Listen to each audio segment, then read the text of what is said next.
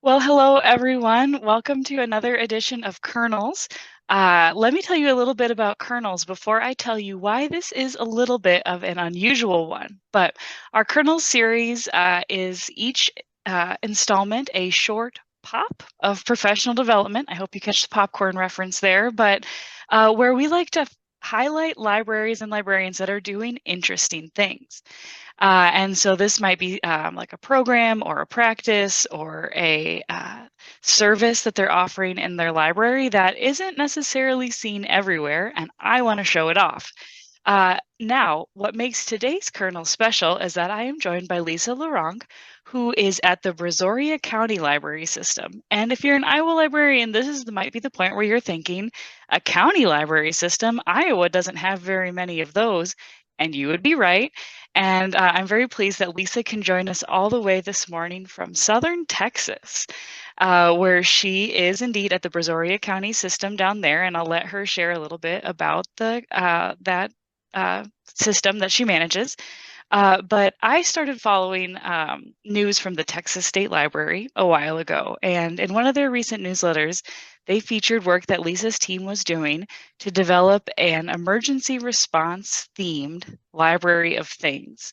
And I just thought that was really, really interesting. They had a nice write up on it, and I reached out to Lisa and said, "Hey, would you be willing to do this kernel thing for us?" And she has very graciously agreed. So she joins us here today, indeed from Texas, where she is going to tell us a little bit about their emergency response and preparedness library of things collection that they circulate. And I've talked for a while now, but one more quick story before I serve this over to Lisa is that we had planned a couple of weeks ago to record this. And when we were kind of doing some of our pre-work, Lisa said, well, I'll tell you kind of what we're thinking, how this is going to go, but really we haven't really had much of an emergency hit our area since we really got serious about standing up this collection. So it's probably going to be a little bit of a here's what we hope kind of thing. I said, that's fine. I just think this is interesting. I want to hear from you. Anyway, well, I do think I need to apologize to Brazoria County. I think we jinxed them because we had to postpone our recording due to Hurricane Beryl, which came through early July. So Lisa, I'm glad to see you in your office. I'm glad to see all your buildings, or your current building, I guess, still standing. And I do apologize if we teed you up for a disaster there. But I guess now I do understand that you have some on the ground, real life scenarios to share with us. So I've talked plenty. Can you kick us off by telling us a little bit about the Brazoria County system and kind of why you felt like this emergency response library of things was going to be helpful for you guys? Sure. So thank you so much for having me. I'm always happy to talk about the things that we're doing in Brazoria County.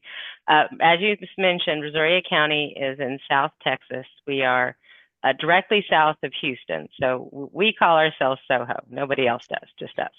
And ours is a geographically large county, and it's becoming an increasingly populous county. So right now we are knocking on 400,000 people, but in the next 15 to 20 years, they expect us to be closer to 750,000, which is an incredible rate of growth. Right now we are a 12 public branch system. We have a 13th branch in our juvenile detention center, and obviously that's not really open to the public. So we have 12 branches spread out over several thousand square miles of land, which I know seems weird, but Texas. We are right on the Gulf Coast. So we have a highly industrialized southern part of our county that is on the Gulf of Mexico, and then a very suburban northern part of the county with a rural center. So we sort of run the gamut of the kinds of experiences you might expect for Texas libraries. Because of where we are geographically located and because of our a predominance of heavy industry, especially petrochemical industry, we expect to experience a wide variety of emergencies. So obviously, hurricanes are the kind of emergency that is the most widespread across the entire county. But we also are susceptible to brush fires, wildfires, any kind of flooding event, because we have a lot of rivers and streams that run through, bayous and things that run through the county. So flooding is an ongoing issue. We also are at risk for heavy industrial accidents and things like oil spills, things like that. And tornadic activity is also something we have to be concerned with. And then because we are so far south, we are incredibly ill prepared for any kind of winter event, and those are becoming a lot more prevalent. So now, at this I point, didn't hear you mention earthquakes. Almost every other major natural event was covered, but yes, earthquakes we're feeling pretty safe from? Earthquakes, I feel like we're pretty safe from earthquakes and lava eruptions, but I think that's pretty much it. All right, but certainly, I mean, in a geographically large area that runs, yeah, like you said, from coastal to rural, yeah, you guys have your hands full, I imagine, as residents of that county, feeling equipped and ready for whatever nature might throw at you. Right. And so as we were building our library of things, which happened pretty organically, and I imagine like many of your libraries have experienced, it started off with just donated items. You know, people had an X and they didn't want to get rid of it, and it wasn't really something that they could sell. So they thought, let's take it to the library. And so our library of things started with that, with no real rhyme or reason. If somebody donated a cake pan, we thought about, can we put a cake pan in the collection? Generally, the answer was yes. And so that's how it started. But after it reached a sort of a critical mass, we realized we needed to apply some level of collection development to our library of things, just as we do to everything else. And in doing that, we asked ourselves, you know, what are we actually trying to accomplish with this library of things? You know, not to say that it's not perfectly acceptable to decide that it's just an eclectic collection of things that might strike someone's fancy. That's a reasonable way to build a library of things, but we wanted a little bit more intention in how we created ours. And one of the first things that came to our mind was the prevalence and widespread opportunity, I guess, for disaster response, because it is something that every community in Brazoria County is going to face at some point. So we then started thinking about what's practical for us to collect from that point of view, like what kinds of things can we collect? We very quickly eliminated anything that was gas powered. It's just, we don't have any safe way of storing and transporting gas powered things. So things like chainsaws and stuff like that, anything that was going to be gas powered automatically had to be just eliminated from the possibility of our collection. But after we did that, it was pretty much the sky's the limit. So we started thinking about sort of twofold, because I have a very strict policy that we don't do single use anything. So if we're going to spend money on something, it can't sit in a closet for 6 months hoping that we might have to use it. It has to be something that we can be using on a regular basis and then redeploy as needed if a different situation arises. So with that in mind, for instance, we have very high capacity batteries that we use in our outreach events, but which can also be used to power a pop-up site in the event of a disaster. So it's all sorts of things like that. So anything that we buy for the disaster preparedness collection also has to be something that people might use on a day-to-day basis. So things like our carpet cleaners, our wet dry vacuums, the power washer, these are all disaster recovery and preparedness items that also stay checked out on a regular basis, especially those three things. We have a hard time keeping those things on the shelf, so to speak. But we also have a wide variety of just regular tools, both power tools and regular hand tools, things so that you can, in preparing for the storm, you can, board up your windows and do all of those kinds of things. So we focus on the kind of equipment that people might need in a special situation, but don't necessarily want to invest in and store from their own budget and in their own space. And so that's what we try to focus on as we build this collection. That's been great. So I know you've got a few slides here. I don't know if you want to go to what you have next, but so it's kind of your sort of overview. So how have you kind of integrated all of what you're talking about into the bigger library plan and sense of community that the library develops there in the county? Yes. So early on, we realized having the equipment is just part of the plan. Obviously, there are many, having the equipment is only useful if the equipment is being used and if people are aware of what we can do. So we started off by building relationships with other community organizations.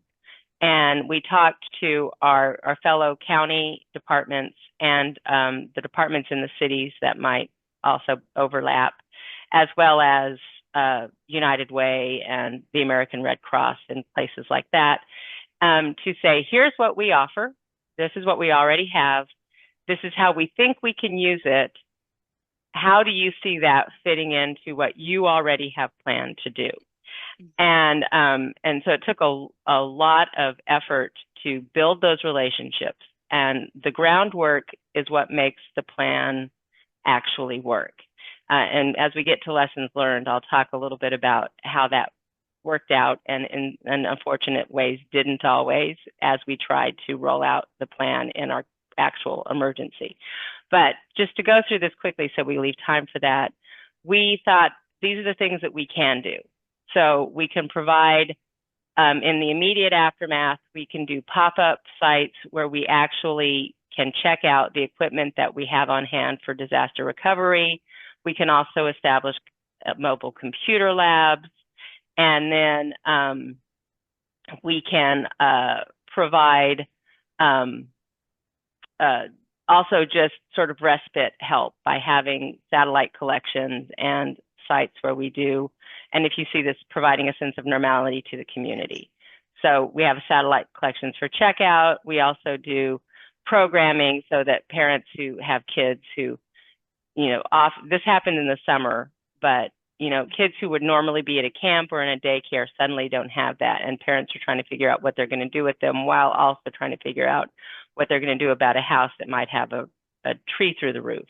And so we try to provide some place where parents can bring their kids and have some chance to just sort of regroup. So we do all sorts of programming. We also found that one of the most important services we provided was cooling stations in our branches. So we opened as many of our branches as we could as soon as we possibly could. Our branches were open before the county itself reopened. And in our first day serving as cooling stations, we had close to 3,000 people coming through 5 branches. Wow. Because they didn't have power. And July in South Texas, if you don't have air conditioning, especially if you have small children or seniors or anybody who is not well, it's deadly. It's deadly heat. So we were able to provide cooling stations. And honestly, if you think about it, if you can't be at home enjoying the air conditioning, would you rather be in a gymnasium or in a library that has books and movies and comfortable seating and a place where you can plug in your computer? So I know my choice in general between a gym and a library is always Library every day. every day of the week. So we were able to do that.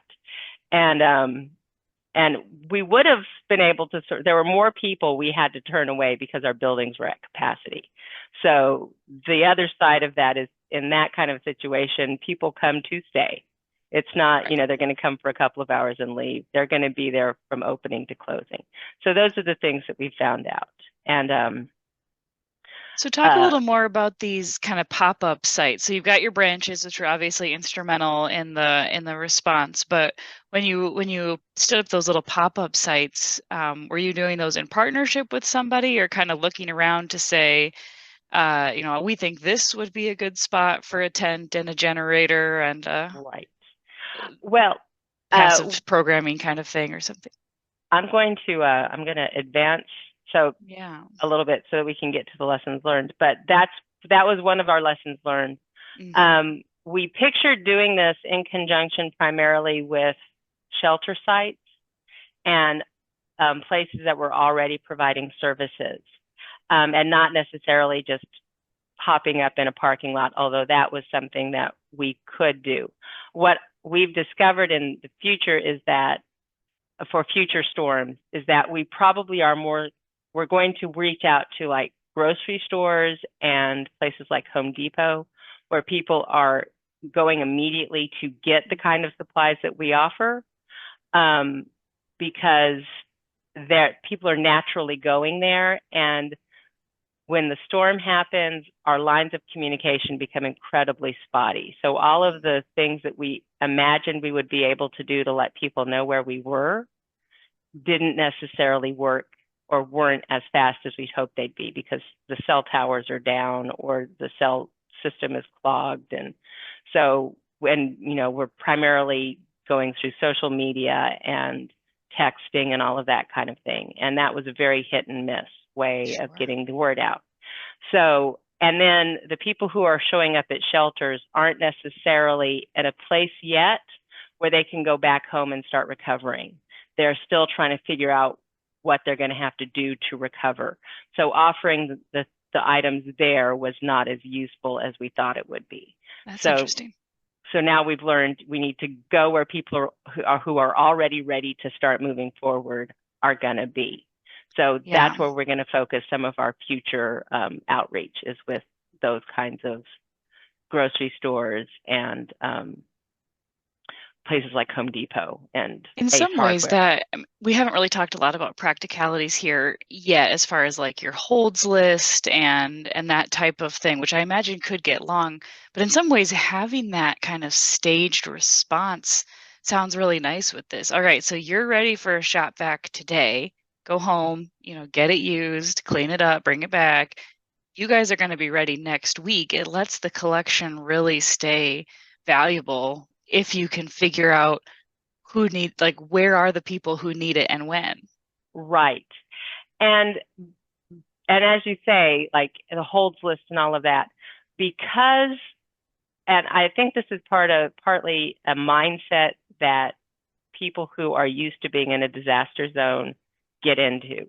But we have a policy that says, we warn people when hurricane season starts, please be prepared, because our hold list will be suspended in the event of an emergency.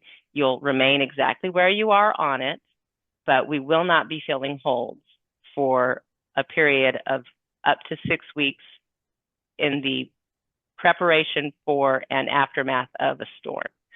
So because we need all of that equipment available so that we can have it, on a first come, first served basis. Then, so we go ahead and as soon as the storm becomes real, we suspend the hold list and we start collecting the items. And we don't make them available for checkout until we know exactly what is going to be happening with the storm, so that we can control and actually have stock, right? So that we can actually have something that we can use in this way. But people here are used to that mindset, so we don't get a lot of complaints. What do you mean I can't have it for 6 weeks? I need to build that birdhouse, and you're telling me the power drill is needed down by the ocean for emergency response? Like, come on. Exactly. They get it. They do. Right. They do get it. And you know, and in communities, people want to help each other. And so our experience has been that, you know, they are used to that idea and understand why that idea is important. So that's an important thing to have in place in the first place. Now, I will say in this particular emergency, we didn't suspend the hold list soon enough. So I wished we'd had more inventory that we could have made available in the aftermath of the storm. So, because if you thought, you probably didn't. There's no reason why you guys would have. We followed the storm pretty quickly, pretty early, but we were lulled into a false sense of we didn't expect it to hit where it hit or to be as strong as it was. Right. So we were expecting it to be a kind of a soft landing and, you know, a soft opening, so to speak, for this kind of a response, because it was going to be our first real response. And it turned out to be a much more involved storm than we were expecting. So one of the things we learned is you need to err on the side of caution and suspend the hold list sooner. And if people are inconvenienced, they'll just have to be inconvenienced. So that was an important lesson to learn as we went through this. So. I think your next slide has some pictures of a couple maybe of your very beautiful branches here, cooling centers. I love those giant stairs. There's a newly remodeled library in Iowa that has a setup like that, and it's so fun. But anyway, you've got cooling centers, you've got people enjoying library resources, maybe a little programming, and you're heading there, a sense of normalcy. Hey, right. It's Saturday. Should we go to the library? Yeah, let's go to the library. And as you can, what you can't necessarily always see in these pictures is a lot of these faces are people who are pretty shell-shocked. Right. They've come out of a fairly bad situation and they really just need a place to be for a while. And then as you can see, and I'm pointing at the screen like you guys can see it. You can see me pointing at the screen. In one of the lower screen, the branch of this is our West Pearland branch, and it's our newest branch. And it's really kind of our flagship branch. But that device bar that we have there, we have 4 of those scattered throughout the entire building. And on the first day after the storm, when the power outage was the most widespread, every single place that people could be sitting, there were people there, including this branch has a 100-seat teaching theater. Wow. And then 2 meeting rooms that each will handle about 80 people. And our activity room where we do most of our juvenile programming is been set up for another 60 people. So those rooms were all at capacity as well. And we have our study rooms are set up for 2, 4, and 8. And nobody got to have a study room to themselves. You know, if it was a 2-person study room, there were 2 people in that study room. So yes, and this branch is also nice because you can see there's the reader's porch is an upstairs sort of veranda, but there's also a really nice area where people can be seated both in front of and behind the building in the backyard, so to speak. So nice. You don't necessarily see that here, but every conceivable place where people could be there were kids just running around on the lawn. You know, having a lot of fun with their friends and then coming back in when they got too hot. So it was a nice day. That's amazing. Imagine there's a whole nother webinar we could do on how you keep your staff safe and well and cared for in the event of a 100% capacity library on a day when they might not have power at home. They might be dealing with, you know, personal effects from the storm or whatever disaster has happened as well. But I just commend your efforts to support your community in this way. I think it's really exciting to see, and how not only with the Library of Things, but really every aspect of library programming, you're looking around to say, all right, how can we help the community in whatever small way we can recover and from this event that's happened. So your last slide, I think, is lessons learned. We've talked a little bit about like things like partnerships and that sort of thing as well. I want to call out, working with the Red Cross, Home Depot, or whoever it is early on to build that. What other lessons do you feel like going forward when the next storm or disaster or whatever it is happens? Well, one of the things we discovered is you can build really great relationships with a partner, but you are at the mercy of how well your partner communicates within its own organization. Oh. So, because we had a couple of situations where we had plans in place to work with the Red Cross, that information didn't always trickle down to the actual volunteers who were manning the site. So there was a learning curve, and because of the spotty communication, we weren't always able to get everybody on the same page as quickly as we would like. So there were some delays in how we provided service in the shelters, just because the frontline staff was like, what do you mean you're coming in to do this? So that was definitely a lesson that we learned. You were at the mercy of someone else's internal communication. And there's no way to know how that's going to work out. And it's certainly easy to understand how those kind of communication missteps happen when in a disaster, you're hoping for the volunteers, but it's going to be the volunteers who are able, whose own personal situation enables them to continue and be the volunteer. Right. So it's hard to know who you need to give all the information to when you can't really be certain who's going to actually be able to answer your call to service. So there are some things that are just going to be harder to overcome, and we're just going to have to figure out ways to deal with that. Another lesson we learned is, again, going back to staff care, our own internal communications are very, very much at the mercy of infrastructure we don't control. Right. So all of our staff was without power at some point too. Everybody on our staff, there was a point when, like, one day it was like 2 hours and I was like, wow, everything must be going great. I'm not getting, nobody's texting me and everything's fine. This is so nice. We finally got it going. And then I realized I'd spent 2 hours without any kind of cell service, because as soon as it came back on, it was like, that's like, Lisa, oh no, help! Lisa, it wasn't help. going well at all, apparently. Oh no. Well, yes, that is. Yeah, but how?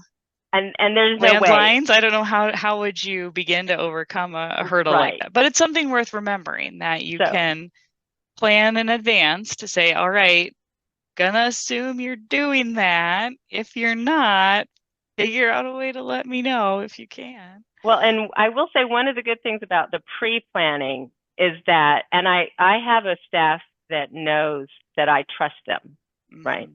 And that's important, because when they couldn't get a hold of me, when they ask me what should I do in this situation, they all know that my first question to them is going to be, what does your instinct say? What do you think you should do? And I almost always say, that sounds great, do that. So they did that on their own. Like, when they couldn't get a hold of me, they're like, well, how do I think I should handle this? And they just did it. So a lot of things move forward, but that's a lot of staff training and a lot of staff trust that you have to build before the emergency happens. So if that's not in place, and I know, for my librarians, we have a lot of micromanagers among us, that is going to be a place of incredible discomfort for you, having to let go and let your staff take over. And there's just no way around it, because, as anybody can fall victim to a hole in cell service.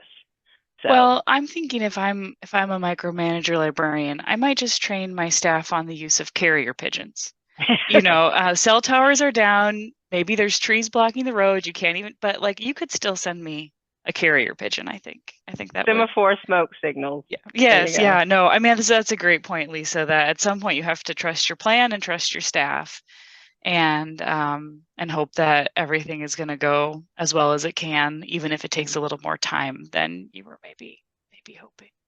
So, well, in closing here, any other lessons learned you want to highlight right now? Otherwise, I'll just say, kind of, what are you thinking for for next steps as you're kind of off the heels of one hurricane, and I know we're still in the thick of hurricane season here in the summer of 2024. What else are you eyeing for the future? I would say one of the biggest things we learned is that your plan has to remain fluid, and you have to be willing after the fact to be honest and and transparent with everybody. What went well, what didn't go well. Is there blame to be assigned for why something didn't go well? And if so, how are we not so that there can be recriminations, but so that there can be some sort of how do we make that better next time? And sometimes there's blame and sometimes there's not. No one's to blame for the cell towers going down.